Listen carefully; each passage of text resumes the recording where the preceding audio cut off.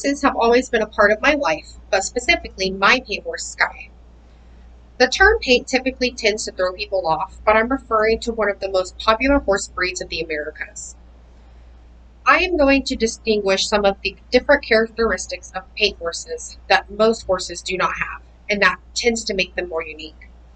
So first off, color typically tends to go with the name as well. Paint horses are specifically known for having a combination of white and some other color on the equine spectrum. That could be a combination of white and black, chestnut, bay, um, palomino, any color on the equine spectrum. And that's coming from Oklahoma State Agriculture animal breeds. Paint versus pinto. So paint is typically mixed up with pinto in the horse world, definitely. But paint is referring to breed of the horse. Pinto is referring to the color. Just so you don't get that mixed up. The registry. So there is a American Paint Horse Association. The sire or the dam, that's the mom or the dad, of the foal has to be a registered paint horse in order to make the foal eligible to be a registered paint horse.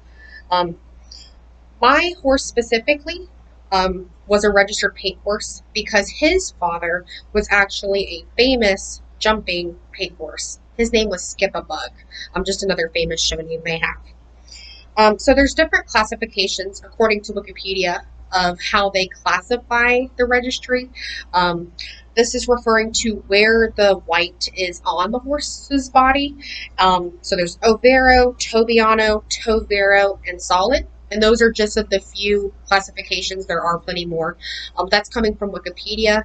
That's referring to where the white is on the body of the horse. It can be over the back. It can be under the stomach. Just depending on where that is, makes that classification. The origin, this is coming from Horse Canada, an article I found online. They originated in 1519 when the Spanish conquistadors originally brought them over to the Americas. They originally started out as just free roaming and then eventually were domesticated and caught by the cowboys to be used for cattle work. They are bred to be very versatile. They're very big boned, sturdy, just overall very well-rounded horses. They do have the body of a quarter horse. So if you don't know what a quarter horse is, they have a very stocky build, almost kind of fat, but not really. It's just kind of like a bigger boned.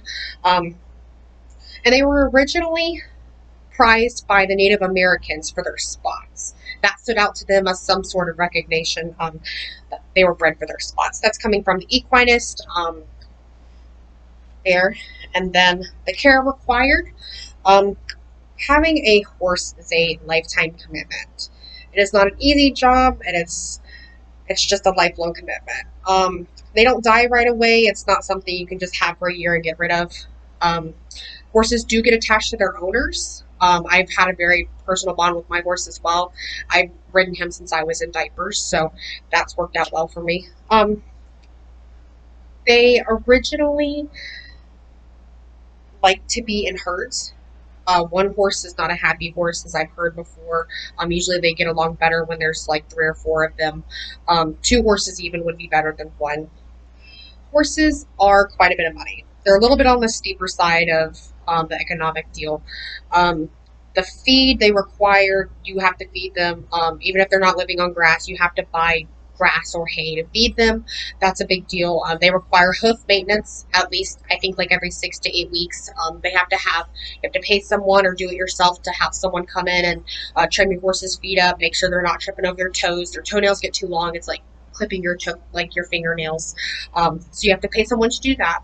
Their vet bills can get a little radical as well. Depending on what situation you have to make sure your horse is in a safe environment. So where there's nothing like that of that sort that can happen. Don't make them prone to vet bills. But that's another need that arises. But I will say, after all, it does kind of seem like a pain in the butt. However, a horse is worth its weight in gold. 10 out of 10, like the bestest friend you will ever have. So definitely look into buying a horse if you'd like. I know they're very popular animals, pets to have. But they can be a little on the steeper side of things. However, I do think it's worth its weight in gold. Thank you.